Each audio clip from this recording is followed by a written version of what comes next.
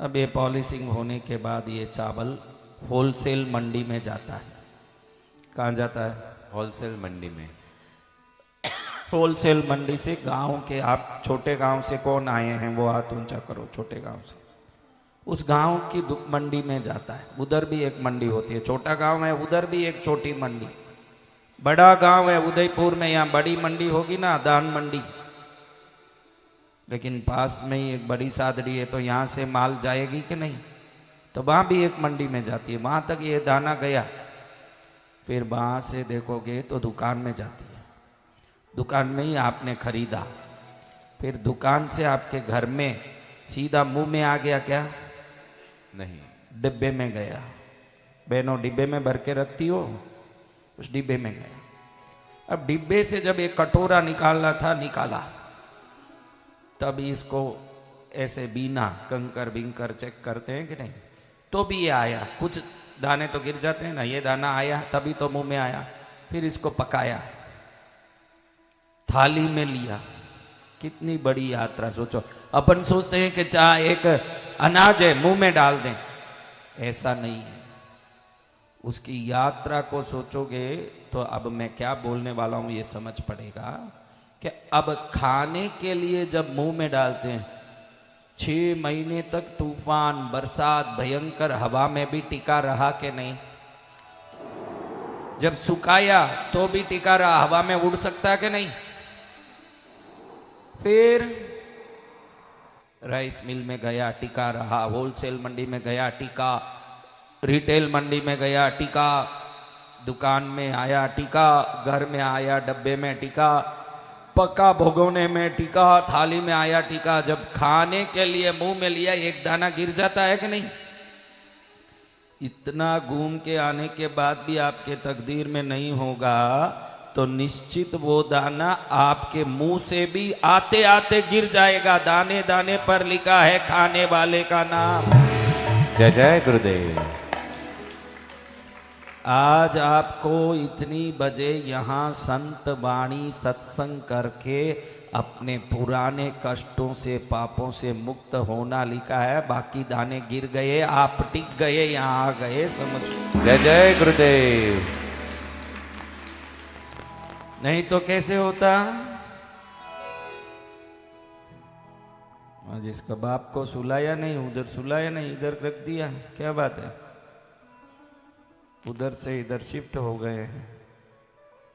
तो महाराज ध्यान रखो, किस जगह कब कहाँ जाना आपकी वश की बात नहीं है। कई लोग सोचते हैं कि साली की शादी है, पत्नी को नई साड़ी दिलाता है कि अपने पियर जा रही है, मैं भी ससुराल जाऊंगा। बूढ़े भी ससुराल, इसमें कौन अपने आप को बूढ़े मानते हैं? कोई नहीं दिख रहे बूढ़े, तो कम ही है, 1-2 ही है। वो भी बूढ़े नहीं मानेंगे खुद को। लेकिन मैं आपको बोलता हूँ, ये बूढ़े भी जब ससुराल जाते हैं, आप किसी बूढ़े को ससुराल जाते देखा क्या? भले उनके ससुर मर गए, अभी यही बूढ़ा है, इसके कौन से ससुर जिंदे होंगे? इनके ससुर मर गए, सासू मर गई, अभी साला ही जिंदा है इस बूढ़े का, तो भी ससुराल जाएगा तो शेविंग एविंग करके बड़े यूं टिप टाप होके जाएगा। आप देखा कभी? सच है कि नहीं?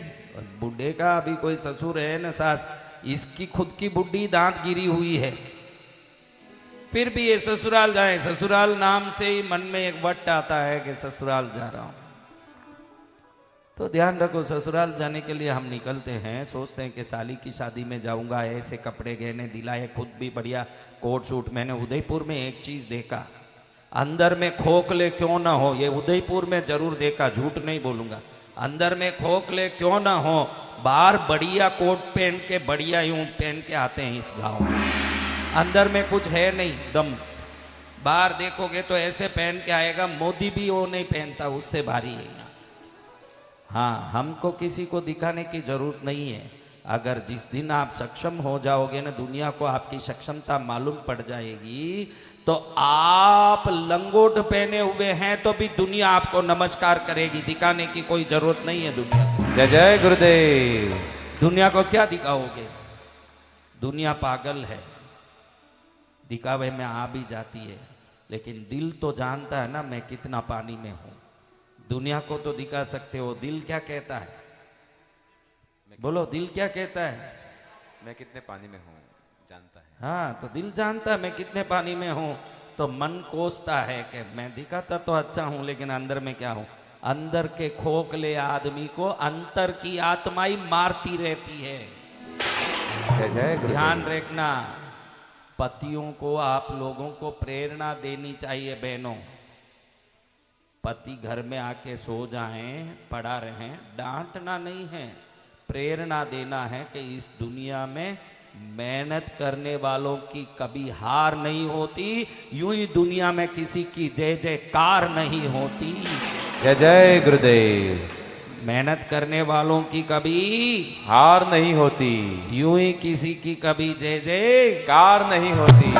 और यूं ही पोर्टिको में BMW कार नहीं होती। जय जय गुरुदेव। तो मेहनत जरूर जीवन में करना चाहिए। अब मेहनत करते हैं लेकिन महाराज तुम लोग बड़े होशियार हो, मैं कभी भी सत्संग में कहता हूं कि मेहनत करना जरूरी है, तुरंत तुम लोग कहते हो हम मेहनत तो करते हैं लेकिन मेहनत सफल नहीं हो रहा है। महाराज तुम यही तो बात है मेरे सामने करते हो।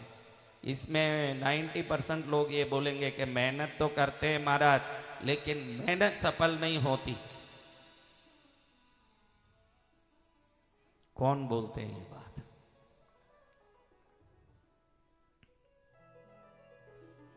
कौन ये बात बोलना चाहते हैं? दिल से हाथ उठाओ कि मेरी मेहनत सफल नहीं होती, वो बोलो। इस बात को छुपाओगे, डॉक्टर के पास बीमारी छुपाओगे तो बीपी के साथ हार्ट अटैक भी बढ़ने की संभावना है। संतों के सामने अपनी व्यथा छुपाओगे तो संत कृपा से वंचित हो जाओगे। ध्यान रखना, इधर कुछ भी छुपाने जैसा, वैसे तुम छुपा भी दोगे, तुम छुपा भी दोगे तो कुछ छुपने वाला नहीं है। तुम कुछ भी छुपा दो, कुछ छुपने वाला है। देखो मेरा बच्चा, ये बच्चे का बाप अभी वही अलमारे में कहीं से एक चाबी निकाल के उस चाबी को अलमारे में अंदर रख के बाद में ही आया है। पूछ लो उसको हाँ या ना। कोई चाबी रख के आया है, पूछो उसको हाँ या ना। तो वो किस अलमारे में क्या चाबी रखा वो तक मैं जान सकता हूं, तो सब जान ही सकता हूं। फिर तुम जय जय गुरुदेव। कुछ भी मुझसे छुपा हुआ कोई वस्तु मत समझना। संत जब भक्ति करते हैं और जब आराधना पूजा, देखो इसमें कितने फूल ऊपर चढ़े हुए, हजारों गुलाब, एक एक चढ़ाया, ऐसे गिरा नहीं दिया, एक एक मंत्र बोल के एक एक चढ़ाया। तो प्रतिदिन हजारों जप किया हुआ दिमाग है तो उसमें सबका सब दिख जाता है, कुछ दिखना बाकी नहीं रहता, उसके लिए कुछ सोचना बाकी नहीं रहता। तो मेरे बच्चों, महेश तेरा माइक देना है, वो माइक देना तुम, इसमें गूंजन बहुत है क्या? देखूं तो पहले बोल के, नहीं तो उसका ओम, देखा कितना फर्क, इसको उठाओ, है शैतानी माइक।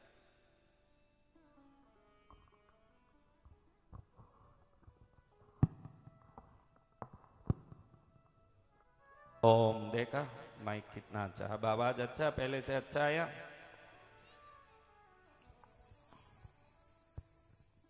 हाँ आ गई तुम, अच्छा। देखो हम सब भगवती की उपासना करते हैं ना, तो भगवती लीला बहुत होती है। निर्विकार आत्मा भगवती को बालिका के रूप में देखना चाहिए। हमारे गुरुदेव ने बताया है कि भाई भगवती का स्वरूप इतना अद्भुत है कि साधारण दृष्टि से अगोचर है उसकी सुंदरता। 1 करोड़ कामदेव ने 1 करोड़ रति के रूप को निचोड़ दिया हो तो भी माँ के रूप के चरण के धूल में भी रंबा, उर्वशी, मेनका, तिलोत्तमादि कोई भी अप्सरस उनके सामने टिक नहीं सकती। जय जय माँ। तो साधकों को क्या करना चाहिए? अपने इष्ट को बालिका के रूप में देखना चाहिए। कैसे देखना? बालिका के रूप में। अब तुम इतनी औरतें आई हो, मैंने पूरी जिंदगी मेरी कथा में देखा है, मैं जहाँ बैठता हूँ सीधे सामने आके एक बालिका बैठती है। वो हरदम, मुझे कल भी बैठी थी सीधे सामने, आज भी आके यहीं बैठी। सब उसी को यहाँ जगह कैसे मिला वो नहीं बैठ रही है, मेरी माँ अपने स्वरूप की प्रतिनिधि भेज रही है कि ये बैठो भाई, यहाँ बैठ जाओ, जय जय माँ। ताकि मैं इसको देख के सदा पवित्र बना रहूं। ये माँ की इच्छा है, ध्यान रखना। संसार की औरतों को देखना, तुम सब मेरी बेटियां हो, माँ बहनें हो, वो अलग बात, फिर भी इसको देखता हूं तो माँ याद आती है, क्योंकि माँ सबसे पहले एक बालिका के रूप में ही भक्तों को आशीर्वाद देती है, क्योंकि वो माँ का दिव्य स्वरूप ऐसा होता है। तो यही आके क्यों बैठी, इसलिए मैं बताया कि ये माँ की इच्छा से बैठी है। किसकी इच्छा से? माँ की इच्छा से। यहाँ जो भी हो रहा है माँ की इच्छा से हो रहा है। तुम सब आए हो ना, किसी को लोभ है, किसी को कुछ तृष्णा है, कुछ सोच रहे हैं कि जाएंगे तो कुछ गुरुदेव से कुछ आशीर्वाद मिल जाए, बात करने की कोई मौका मिल जाए, ऐसे हजार लोभ से आते हैं। उनको मालूम नहीं है कि कुछ पूछने की जरूरत नहीं, न कुछ बोलने की जरूरत नहीं। मैं बैठा हूँ, आप बैठे हो, भगवान बैठे हैं, हम सबका यहाँ उपस्थित होना ही हमारे आगे के जीवन को संवारने का सर्वोत्तम उपाय है। जय जय गुरुदेव। न बोलना। हाँ, एक हिंदी गाना ही है, अब आप जानो या ना जानो, एक हिंदी गाना ही है, कुछ ना कहो, कुछ भी ना कहो, क्या कहना है, क्या सुनना है। सुना ये गाना? ये सदा संतों के पास ध्यान रखने जैसा ये भजन समझ लो, इसको पिक्चर का गाना मत समझो। आप जब भी आते हो, कुछ ना कहो, कुछ भी ना कहो, क्या कहना है, क्या सुनना है। ये ध्यान रखो कि हमारे, देखो एक बढ़िया सा उदाहरण आपको बताता हूं। ये कथा जैन धर्म की है, लेकिन कथा तो कथा है, उससे सार लेना है हमको। हम एक सार ले लें इससे। क्या सार? आज से इसको जरूर शिक्षा मान के जीवन में चलना, के गुरुदेव एक शिक्षा दे रहे हैं आज मुझे, ये शिक्षा मान लेना। आज मैं जो बात बोल रहा हूं मेरी बच्चियों, इसको शिक्षा मान लो। खर दूषण, ये रावण के भांजे हैं, खर और दूषण। जैन रामायण के हिसाब से बता रहा हूं, ये पूरा प्रसंग जैन रामायण के हिसाब से है, समझ रहे हो? तो महाराज इनको मन में आया कि चंद्रहास नाम का खड्ग जो शंकर के पास है, भगवान शंकर के पास, तपस्या करेंगे तो ये मिलेगा। ये जिसके पास होगा वो अजेय होगा, इसलिए तपस्या करके इसको पाना चाहिए। तो यही जाके उन पंचवटी के जंगलों में बैठ के साधना करते हैं। इस चंद्रहास खड्ग का नियम है कि एक दिन की साधना से, जहां ये खड्ग आकाश में लटक रहा अंतरिक्ष में, शंकर जी ने इसको पूरी रक्षा के साथ अंतरिक्ष में लटका दिया ताकि कोई इसको हाथ न लगाए। क्या कर दिया? अंतरिक्ष में लटका दिया। तो ये साधक को एक साथ वरदान से नहीं मिलता ये। बाकी तो देखो भगवान वरदान देते हैं, अर्जुन को पाशुपतास्त्र दिया, भगवान शंकर ने वरदान दिया, और पशुपति का अस्त्र को पाशुपतास्त्र कहते हैं। भगवान पशुपति है कि नहीं शंकर, उनके अस्त्र को पाशुपतास्त्र कहते हैं। वो अस्त्र मिल गया, ये ऐसे नहीं मिलता। भगवान प्रकट हो गए न मिल गए, चंद्रहास खड्ग ऐसे नहीं मिलता। ये जहां से है, आप एक दिन साधना करोगे तो 6 फुट नीचे उतरेगा। कितना? 6 फुट। ये 6 फुट का हिसाब पहले था क्या महाराज? पहले 6 फुट का हिसाब नहीं था, पहले धनुष का हिसाब था। एक धनुष नीचे उतरता, और एक धनुष 6 फुट का है। कितना? 6 फुट का एक धनुष जो राम जी रखते थे ना हाथ में, आज अच्छे से समझ लो कि राम जी के हाथ का जो सारंग पाणी नाम का धनुष है, वो 6 फुट हाइट का होता है। ये समझ अच्छे से। ये जो 6 फुट रोज नीचे उतरता है, तो हाथ में धरती में आने के लिए 30,000 वर्ष तपस्या करनी पड़ती है। कितनी? 30,000 वर्ष। यानी अंतरिक्ष का जो माप दूरी और अपनी धरती की इस पृथ्वी का कोने दोनों में 6 फुट इंटू 30,000 करो तो गिनती आती है। समझ गए हो आप? 30,000 भी नहीं, 365 इंटू 30,000, वो जो डिवाइडेड जो आता है इंटू 6 फुट। समझ गए? तो अब खरदूषण ने सोच लिया कि हम तो इसको पाके ही रहेंगे, हम इसको लेके ही रहेंगे। तो 30 फुट तो साधना 30,000 वर्ष तक कर रहे हैं। साधना कर रहे हैं। इसी समय 30,000 वर्ष खत्म होने आया। कितना वर्ष? 30,000 वर्ष। एक दिन बाकी है। कितना? एक दिन। तब वो कितनी दूरी में होगा बताओ? 6 फुट बाकी है ना, तो 6 फुट तो आप लपक के भी ले सकते हो ना, 6 फुट तो कूद के कोई भी ले सकता है। लेकिन इन्होंने सोचा जब 30,000 वर्ष कर लिया साधना तो एक दिन क्यों छोड़ें, वो भी पूरा करके हाथ में लेंगे इस धनुष को। बैठे हैं साधना करते। दिन कितना बाकी है? एक दिन। एक दिन बाकी है। इधर एक दूसरी कहानी सुनाता हूं। एक बड़े महापुरुष हुए हैं जिनको कलिकाल सर्वज्ञ हेमचंद्राचार्य, ऐसे जैन धर्म में उनको कलिकाल के सर्वज्ञानी माना जाता है, सब जानते थे। उन्होंने करोड़ों स्तुतियां बनाई। कितनी? करोड़ों स्तुतियां। हाँ, करोड़ों। एक ही स्तुति करोड़ श्लोक का बनाया। एक स्तुति करोड़ श्लोक का। कभी सुना एक स्तुति करोड़ श्लोक की? तो ऐसे महापुरुष थे। उनको लगा कि ये विद्वता प्राप्त करने के लिए, ये बाद में बनाया, पहले उन्होंने सोचा कि विद्वता प्राप्त करनी हो, ज्ञान प्राप्त करना हो तो किसका आशीर्वाद चाहिए? बोलो, जोर से बोलो। सरस्वती माँ का। तो कश्मीरी जो ये अनुपम खेर है ना, अनुपम खेर, नाम सुना? अनुपम खेर जी। ये सब सुना है, लेकिन हेमचंद्राचार्य नहीं सुना। अनुपम खेर जरूर सुना। हमने सुनाई ऐसी चीज जो जीवन में दुख आ जाए, ऐसी बातें सुने। सुबह उठे मेरी बहनें, सतियों का नाम स्मरण करें, सीता, तारा, मंडोदरी, ऐसे नाम स्मरण करोगे तो आपके हृदय में सौभाग्यवती बनने की शक्ति बढ़ती ही जाएगी। हम सुबह उठते ही मोबाइल देखने लगते हैं। क्या देखते हैं? सुबह उठे इधर ही पहले आंख खुलते ही क्या? बोलो बहनों। मोबाइल। हाँ, इधर से ही मोबाइल।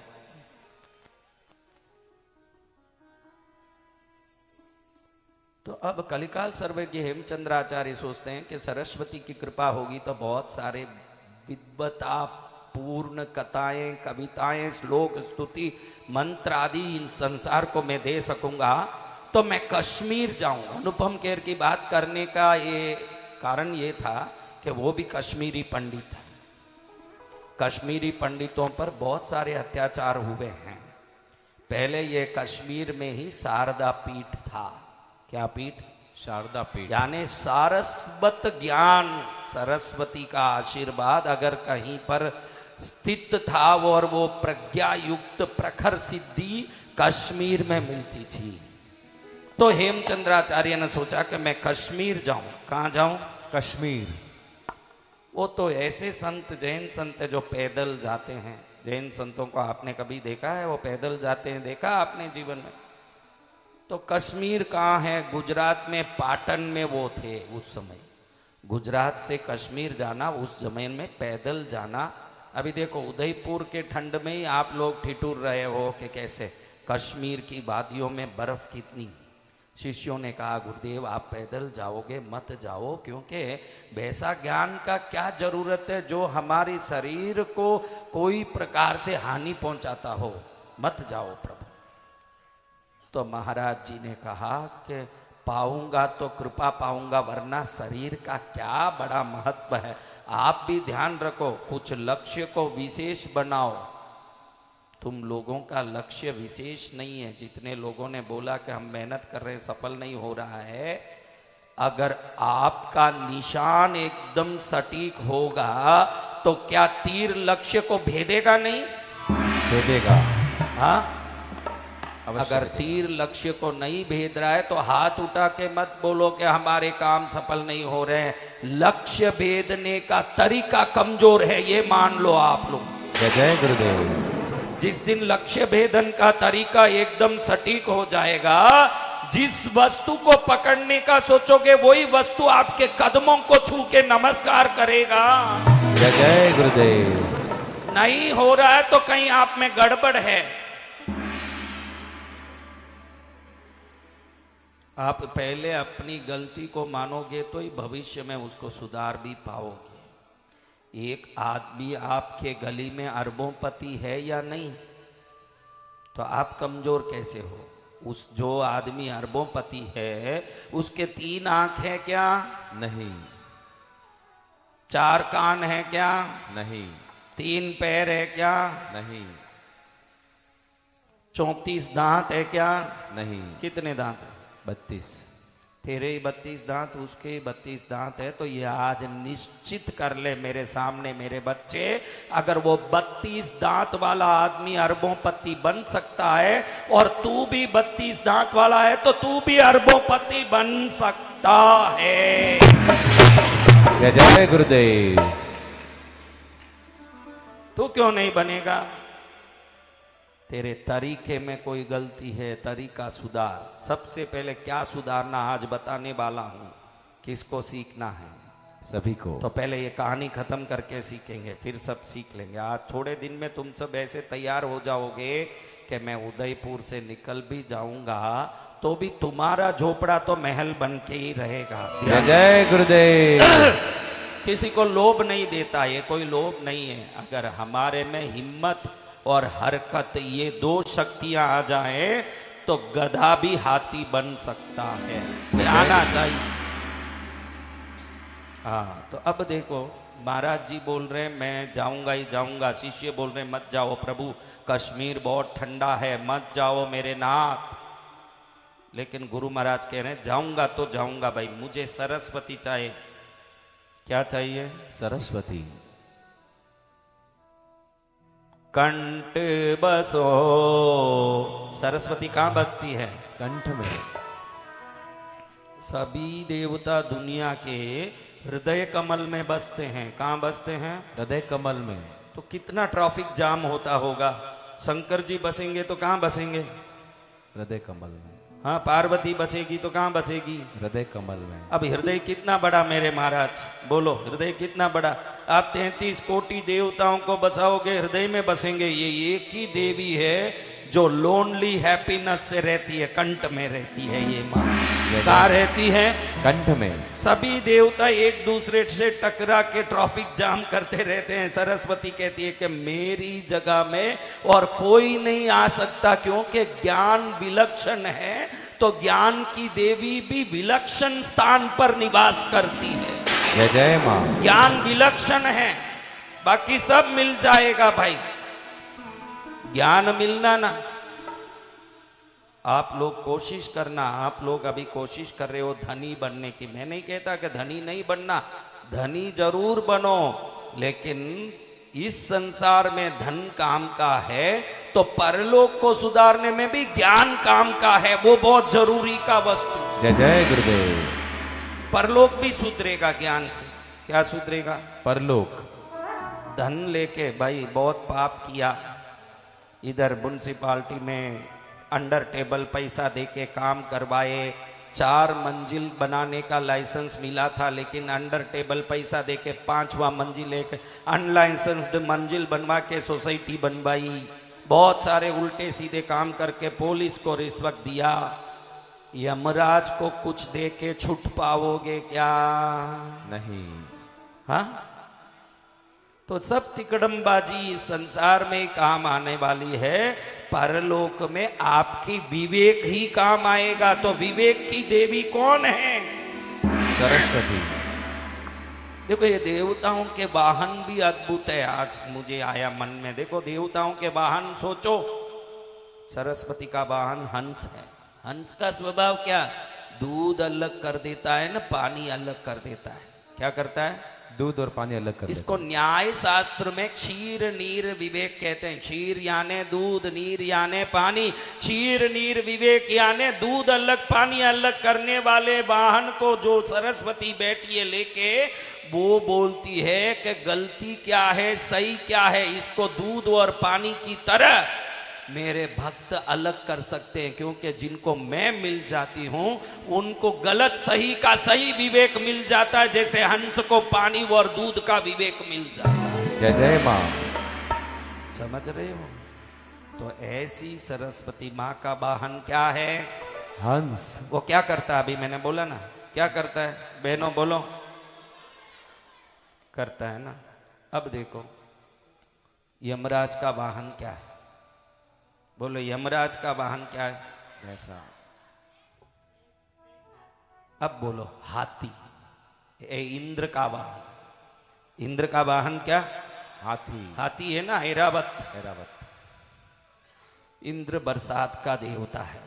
आपको मालूम है ना, गोवर्धन पहाड़ को कृष्ण भगवान ने हाथ में उठा लिया। इंद्र गुस्सा कर लिया कि भाई मेरी पूजा नहीं की, इन लोगों ने पर्वत की पूजा की। इंद्र मूसलाधार तूफान करने लगा और छिटी उंगली में भगवान कृष्ण ने गोवर्धन पर्वत को उठाया, गोवर्धन धारी बन गए। क्या बन गए? गोवर्धन धारी। सुना ये बात? हाँ, ये संगीतकार गाते रहते हैं, गोवर्धन धारी गोवर्धन धारी। क्या कहते हैं? गोवर्धन धारी। हाँ, तो ये गोवर्धन धारी पर्वत को उठा के खड़े हो गए। इंद्र को गोप से सभी गोपों को बचाने के लिए खड़े हो गए। लेकिन इंद्र का वाहन क्या है? हाथी। यमराज का वाहन क्या है? पैसा। अब अच्छे से सोचो, इस संसार में बरसात कितनी जरूरी वाली चीज है। इसलिए परमेश्वर भगवान ने इंद्र को हाथी दिया। बरसात हाथी पर बैठा हुआ इंद्र फटाफट, हाथी कैसे चलता है? क्या धीरे धीरे चलता है? हाथी एक कदम रखेगा तो 4 फुट आगे जाएगा, कितना बड़ा प्राणी है। और माउथ दौड़ाएगा तो फटाफट दौड़ेगा। धीरे धीरे तो भैंस जाता है। गाड़ी के आगे बैठ गया वो भैंस, हजारों हॉर्न बजाओ हिले ही नहीं। अगर कार के सामने भैंस बैठ गया हो, समझो कि रोड इंस्पेक्टर आ गया है।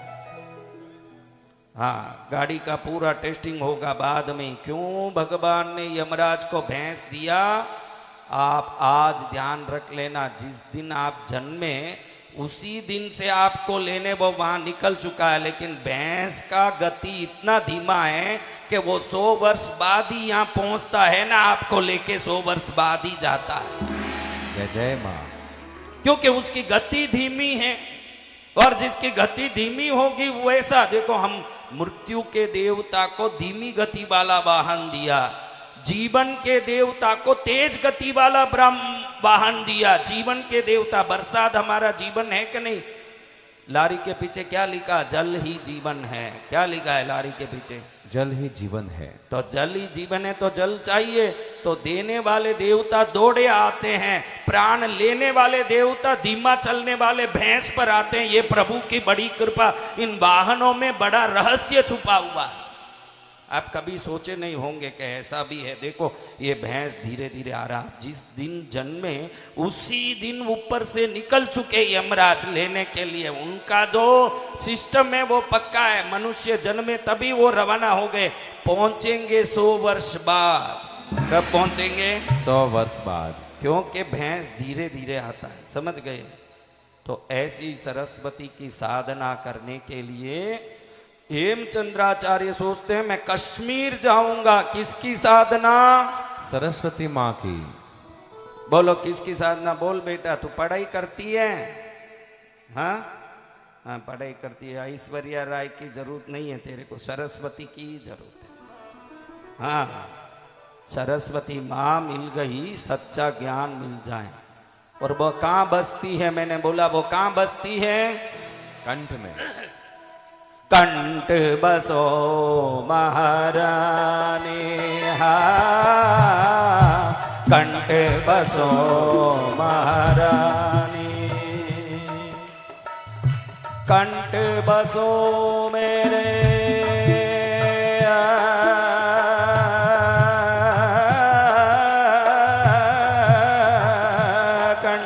बसो मेरे हृदय बसो माँ, कंठ बसो मेरे हृदय बसो माँ, कंठ बसो महारानी माँ, कंठ बसो महारानी, कंठ बसो महारानी रानी रानी रानी रानी, कंठ बसो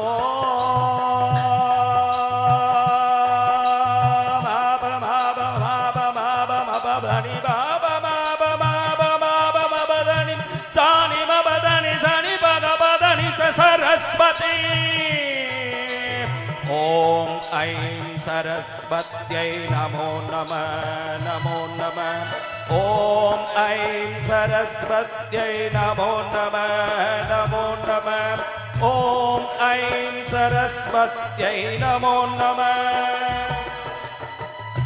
अब हजारों किलोमीटर दूर जाना है। कितने किलोमीटर?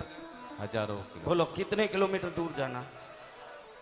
क्या गुजरात के पाटन से कश्मीर 5 किलोमीटर दूर हो गया? नहीं, वो निकल गए। पैदल जाना है। आज का जमाना देखो, इधर फ्लाइट पकड़ा न उधर अमेरिका पहुंच गया।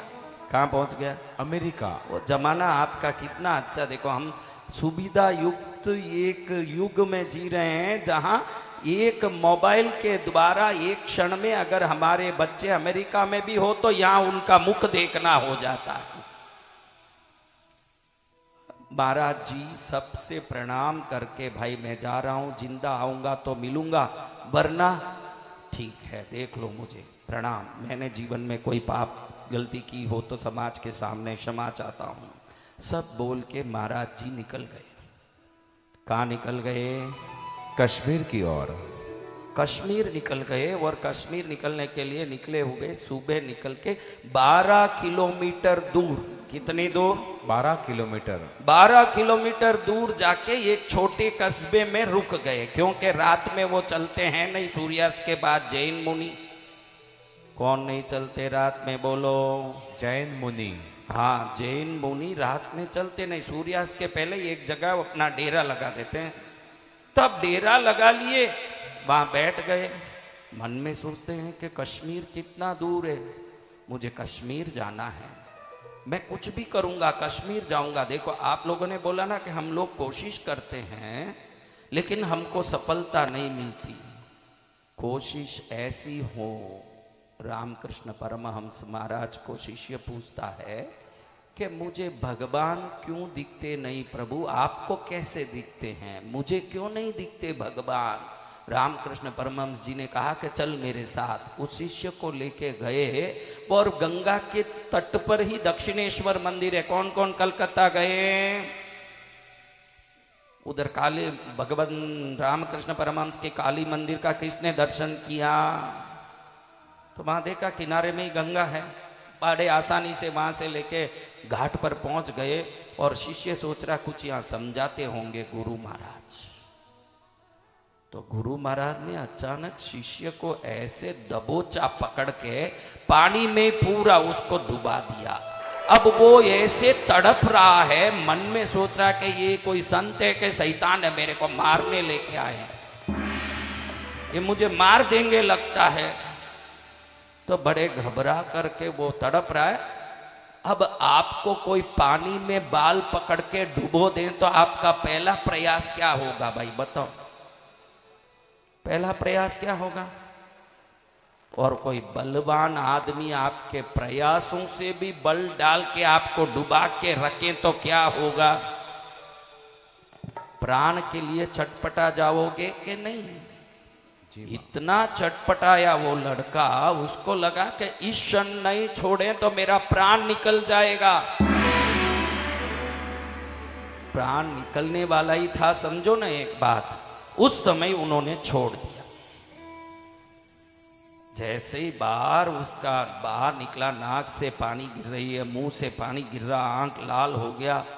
कम से कम आधा घंटा तो श्वास को संतुलित करने में लगा, तड़प गया भयंकर। गुरु महाराज पूछ रहे हैं भैया पानी में कैसे लगा। मन में सोचता है क्या बोले इनको, इन्होंने डुबा के, और आनंद से पूछ भी रहे हैं कि भाई क्या हो रहा है।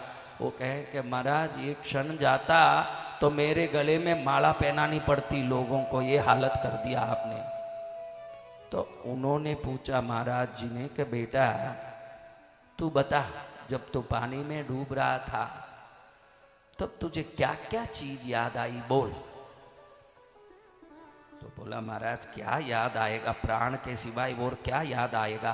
प्राण बच जाए, प्राण रह जाए, प्राण टिक जाए, इसके सिवाय मेरे दिमाग में और कुछ याद नहीं रहा।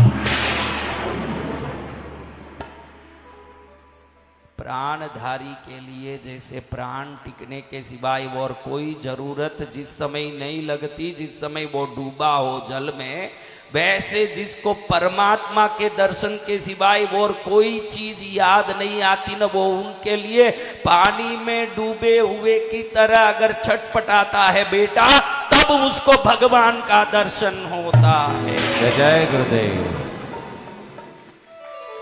वो आपके लिए भी ये बात साबित होती है महाराज, ये आपके लिए भी, ये भगवान को पाने के लिए ही नहीं, लक्ष्य में सफल होने के लिए भी। आप देखो बोलते हो ना हम तो बहुत मेहनत करते हैं। अरे नालायक तूने कौन सा बड़ा मेहनत कर लिया, तू कौन सा तीर मार लिया। कभी तो पढ़ा है न, कभी व्हाट्सअप देखता है न, कभी यूट्यूब देखता है न, कभी पिक्चर जाता है न, कहीं पड़े पड़े पंचायत करता है न। 10 घंटा तो सोता है, 2 घंटा तो नहाने धोने टट्टी जाने खाने पीने में, 12 घंटा तो ऐसे निकल गया। 2 घंटा तो व्हाट्सएप चलाता है, 1 घंटा फेसबुक चलाता है, 2 घंटा यूट्यूब इंस्टाग्राम चलाता है, और 2 घंटा बाहर बैठ के लोगों से पंचायती करता है। 20 घंटे ऐसे निकाल दिए नालायकों ने, फिर बोले कि भाई हम मेहनत करते सफल नहीं हो। पानी में जैसे प्राण के लिए व्यक्ति छटपटाता है, लक्ष्य के लिए, सफलता के लिए जिस दिन तुम वैसे छटपटाओगे, सफलता तुमसे दूर हो ही नहीं सकती, क्योंकि सफलता होके ही रहेगी, क्योंकि तुम छटपटा रहे हो, तड़प रहे हो उस। अब सच में मान लो जिन्होंने हाथ उठाया कि हमको सफलता नहीं मिल रही, तुम इतने छटपटा रहे हो क्या उस सफलता के लिए? मान लो इतना छटपटाहट है तो वो तड़प लाओ। पहले कुछ नहीं है, तो भले सो माता हिला, तो बुद्धिहीन आदमी है, तो बुद्धिहीन आदमी है। असली चटपटाहट क्या है तुझे मालूम ही नहीं। जिसको चटपटाहट आ जाए वो रात में सपना नहीं देखता, दिन में भी उसी को सपने के रूप में देखता, खाली रातों में सपना नहीं देखता। हर आदमी कह देता कि मैं बहुत मेहनती हूँ, बहुत सफल होने की इच्छा से मेहनत कर रहा हूँ। तेरी मेहनत की योग्यता दूसरे सफल लोगों को कंपेयर करके करेगा, तब मालूम पड़ेगा कि हमारा समय कितना व्यर्थ हो रहा है। मैं बहुत मेहनत कर रहा हूँ, कोई मेहनत नहीं है। अंदर में नींद आने की जो आराम की स्थिति है वो बिगड़ गई है क्या? देखो नींद उड़ गई क्या? नींद नहीं उड़ी जब तक तू चटपटा नहीं रहा है। चटपटा है वो जो आराम से सो भी रहा है कंबल लेके ओढ़ के और बोले कि मैं चटपटा रहा हूँ। चटपटाने वाले को नींद आएगी क्या मेरी बहनों बच्चियों? बोलो नहीं आएगी। तो यानी आराम से नींद आ रही है ना, अर्थ क्या है? हाँ, जो पहले से ही निश्चिंत है, भगवान उसको निश्चिंतता क्यों देंगे? वो तो पहले से ही निश्चिंत है, और भगवान उसको ही सफलता देंगे जो उस सफलता के लिए चिंतित है। निश्चिंत वाले को कुछ नहीं मिलेगा, जय गुरुदेव। चिंतित व्यक्ति को सब मिलेगा महाराज, समझ रहे हो? तो अब महाराज जी इधर 12 किलोमीटर दूर आके बैठे हैं। महाराज जी का नाम क्या बोलो? कलिकाल सर्वज्ञ हेमचंद्राचार्य। क्या नाम है? कलिकाल सर्वज्ञ हेमचंद्राचार्य। 12 किलोमीटर दूर आए गुजरात के पाटन से। कहाँ जाना है उनको? कश्मीर। किसको मिलना है? सरस्वती माँ को। सरस्वती माँ का और एक नाम क्या है रे दिनेश? शारदे। माँ शारदे, माँ शारदे, माँ शारदे, माँ शारदे, तुम उतार दे माँ, तू उतार दे, तेरे चरणों में आया रामा माँ शारदे माँ शारदे तू तार दे माँ तू तार दे। अब 12 किलोमीटर बैठे बैठे महाराज जी सोच रहे हैं कि हजारों किलोमीटर चलना है, रास्ते में बर्फ गिरेगा, मैं अकेला हूँ, मैं जैन साधु हूँ, मेरे उपकरण सीमित है, मुझे भिक्षा लेके खानी है, मेरे रास्ते की व्यवस्था कैसे होगी, जीऊंगा या मरूंगा, अपने लक्ष्य के लिए सदा अपना कदम आगे बढ़ाऊंगा।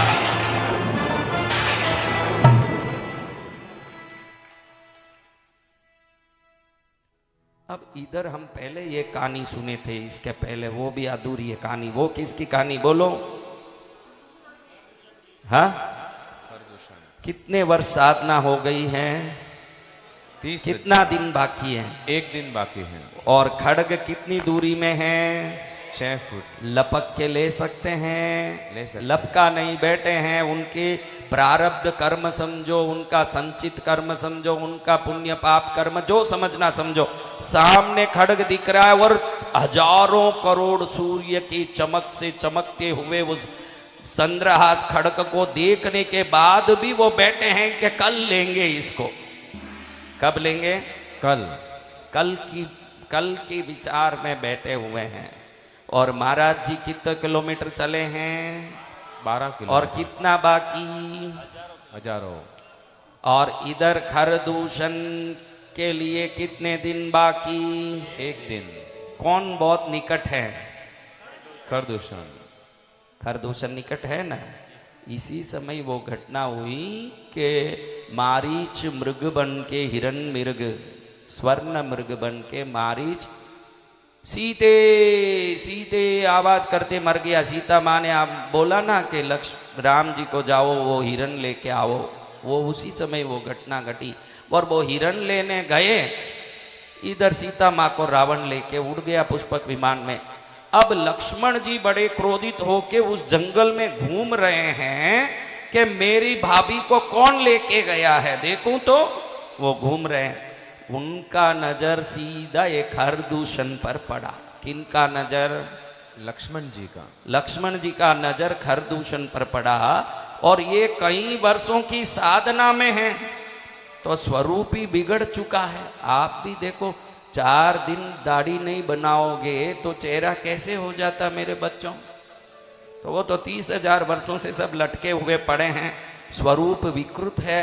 इसको देखते ही लक्ष्मण जी क्रोध के लिए प्रसिद्ध हैं, क्योंकि शेष नाग का अवतार ही क्या बना हुआ है।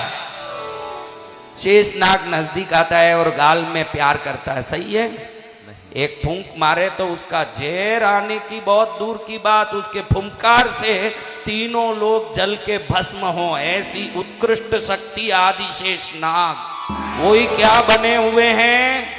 लक्ष्मण जी। तो उनको कारण बिना भी क्रोध आए और राम जी को कारण हो तो भी क्रोध नहीं आए, ये दोनों भाई। अब देखो इनको क्रोध इतना आए कि इनको देखते ही अकारण ही क्रोध आ गया। लक्ष्मण जी को ढूंढ रहे हैं सीता माता को और मिल ही नहीं रही है, तो पहले से ही चिंतित है। चिंता क्रोध को उत्पन्न करता है और क्रोध उत्पन्न हो गया, देखे कि कौन मेरी माँ को ले गया होगा, कौन मेरी भाभी माँ को ले गया होगा। ऐसे देख ही रहे हैं, ये दोनों दिख गए। पूरे जंगल में कोई नहीं है, ये 2 ही हैं, यानी अर्थ क्या बोलो? उनका सोचना ऐसा है कि पूरे जंगल में कोई नहीं है और ये 2 ही दिख रहे हैं, तो अर्थ क्या है इसका बोलो? सीता माता को ये लेके गए और मुंह भी नीचे करे हुए हैं, छुपे हुए मुंह दिखा रहे हैं, यानी जरूर गड़बड़िए दिख रहे हैं। तो लक्ष्मण जी ने आव देखा न ताव देखा, तुरंत अपना जो तीर था उसको उठाया और एक तीर मारा, वो 2 बन के निकला। एक ही क्षण में 30,000 वर्षों से तपस्या रत खरदूषण का प्राण निकल गया। एक ही क्षण क्या निकल गया? प्राण। कितने वर्षों से साधना की? 30,000। परिणाम क्या हुआ? और लक्ष्मण जी जैसे ही मारा तीर, बाद में उनका नजर ऊपर गया, ऊपर चमक दिखा, कुछ चमक पर नजर गया, देखा क्या दिखा, उन्होंने सोचा ये क्या खड़ग ऐसे चमक रहा, इसको मैं पकड़ लूं। ऐसे लक्ष्मण जी ने ऐसे पकड़ा ना, उनके हाथ में ये चंद्रहास खड़ग आ गए। अब बोलो लक्ष्मण जी ने कितनी साधना की है? एक पल भी कौन सी साधना की? चंद्रहास खड़ग का कोई साधना किया उन्होंने? नहीं की। और इन लोगों ने कितनी साधना की? 30,000 वर्ष।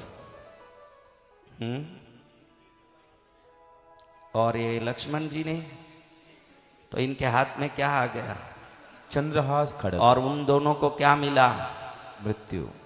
आज आपको बहुत ही अच्छे से और एक घटना के बाद समझा दूंगा कि इधर हेमचंद्राचार्य भी बैठे हैं ना, रात में नींद नहीं आ रही है कि सुबह जल्दी हो, मैं निकलूं, ज्यादा से ज्यादा जल्दी यात्रा करूं ताकि सरस्वती के उस सारस्वत शक्तिपीठ में पहुंचूं और उस माँ का पूजा अर्चन करके या कुंदेन्दु तुषार हार दबला या शुभ्र वस्त्रावृता या वीणा वरदंड मंडित करा या श्वेत पद्मासना या ब्रह्मा अच्युत शंकर प्रभृति देवै सदा पूजिता सा मां पातु प्रसन्न वदना निशेष जाड्यापहा। मन में सोच रहे हैं कि माँ सरस्वती को कब मिलूंगा, हजारों मैल यात्रा करनी, कब मिलूंगा, शरीर रहेगा भी कि नहीं रहेगा भी, ये सोचते ही बैठे हैं। जैन मुनि अंधेरे में रहते हैं, लाइट नहीं लगाते, पंखा नहीं लगाते, अंधेरे में बैठे हैं। उस अंधेरे में बैठ के सोच ही रहे ना, अचानक सामने प्रकाश हुआ। क्या हुआ? प्रकाश। एकदम भयंकर प्रकाश में उन्होंने थोड़ी देर तो नजर ही चुंदिया गई कि क्या है ये। गौर से देखते हैं, हाथों में वीणा, क्या हाथों में वीणा, पुस्तक, जपमाला, ये सब धारण करके, श्वेत वस्त्र धारण करके, अद्भुत सिद्धि विद्या विवेक ज्ञान देने वाली मातेश्वरी सरस्वती इधर श्री हेमचंद्राचार्य के सामने खड़ी हुई है। जय जय मां। अब देखते ही विचार में पड़ के सोच रहे हैं कि मां, आपको ढूंढने में हजारों मील यात्रा करके कई वर्षों बाद पहुंचने वाला था, आप ही हैं मुनि हेमचंद्राचार्य। तुम जैसे महापुरुष जिन्होंने संसार को त्याग के लोक कल्याण को और आत्म कल्याण को लक्ष्य बना लिया, उनको मेरे लिए इतनी लंबी यात्रा करने की क्या जरूरत है? आपका पुण्य इतना प्रबल है कि मैं ही आपके सामने आ गई हूं। और आपकी इच्छा थी कि आप सोच रहे थे कि मुझे विद्वान बनना है। विद्वान तो क्या, विश्व में एकमात्र पुरुष आप ही होंगे जो 1 करोड़ स्तुतियों का एक ही श्लोक बना के विश्व के कल्याण का काम करोगे आप। और आप जो सोचोगे उन सबको शब्दों में गूंथ दोगे। आपकी शब्दों की माला के सामने सुगंधी पुष्पों की माला भी फीकी पड़ जाएगी, इतने आप विद्वान होंगे। अब बोलो, ये हेमचंद्राचार्य कितनी दूर तक चले? 12 किलोमीटर। तो इनको ये सिद्धि कैसे मिल गई? और लक्ष्मण जी को वो खड्ग कैसे मिल गया? और खरदूषण को मौत कैसे मिल गया? इतनी साधना के बाद आज उपस्थित मेरे बंधुओं, भाइयों, माताओं, बहनों, बच्चियों, बच्चों, आप ये ध्यान रख लो, आपके प्रयत्न से कुछ नहीं मिलने वाला, आपकी योग्यता से मिलने वाला है। जय मां। आप बहुत प्रयत्न करते हो, धंधा सफल नहीं हो रहा, आप बहुत प्रयत्न करते हो, पढ़ाई दिमाग में नहीं चढ़ रही है, आप बहुत प्रयत्न करते हो, जीवन में कोई काम नहीं हो रहा है, तो समझना प्रयत्न तो सही है, योग्यता में कहीं कमी है। लक्ष्मण जी ने कितना प्रयत्न किया, कैसे मिल गया? क्योंकि योग्य व्यक्ति को प्रयत्न नहीं करना पड़ता, अयोग्य प्रयत्न करके भी पा नहीं सकता। आज ये सीख लो आप लोग। तो योग्य कैसे बने? योग्य कैसे बने? दया मन में हो। आप मान लो, आप लोगों में दया है कि ईर्ष्या है? अच्छे से चेक करो। कोई कहीं जाके बड़ा आदमी दिख जाए, हम मानने ही तैयार नहीं कि ये बड़ा आदमी है। हम तो मन में तुरंत सोचते इसने कोई डबलिंग किया होगा, नहीं तो इतना बड़ा आदमी कैसे बन सकता है। यानी तू अगर कमा नहीं सका तो दुनिया में जो है सब नालायक हैं बस। हाँ, एक औरत हीरे का गहना पहन के आ गई, तुरंत मेरी बहन तुरंत वह हीरे का गहना पहन के शादी में आ गई। अरे इसके पति को मैं नहीं जानती, लुच्चा आदमी कैसे भी कमा के दिलाया होगा। क्योंकि दूसरों की प्रगति जब हजम नहीं होती तो उनको हम मानने भी तैयार नहीं होते कि इनके जीवन में सुख भी आ सकता है। होता है कि नहीं? देखो, तो आज से छोड़ दो, परायों की प्रगति को देख के ईर्ष्या करना छोड़ दो, दया करो, दान करो। देखो, तुम लोगों के हाथ से 10 रुपए का नोट भी निकलता नहीं है। देखो निकलता है क्या? दांत में पैसे को पकड़ के बैठे हो। हाँ, कहीं पत्नी बोलती है कि रोटी खा लो, भूख लगी होगी। रोटी खाने मुंह खोलूंगा तो ये सिक्का नीचे गिर जाएगा, इस चक्कर में रोटी भी नहीं खा रहा, दांत में सिक्का पकड़ के बैठा। तो आपको मैं प्रेम से ये समझाना चाहता हूं कि इस संसार में सफल होना चाहते हो तो प्रयत्न से नहीं होगे। इसलिए आज मैंने इतना उत्तम दृष्टांत बताया है कि 30,000 वर्ष की साधना अगर निष्फल जा सकती है तो आपके 3, 10, 25 सालों का मेहनत कौन सा सफल होने का गारंटी है? जय जय मां। सफलता की गारंटी योग्यता से है मेरे बच्चों। किससे है?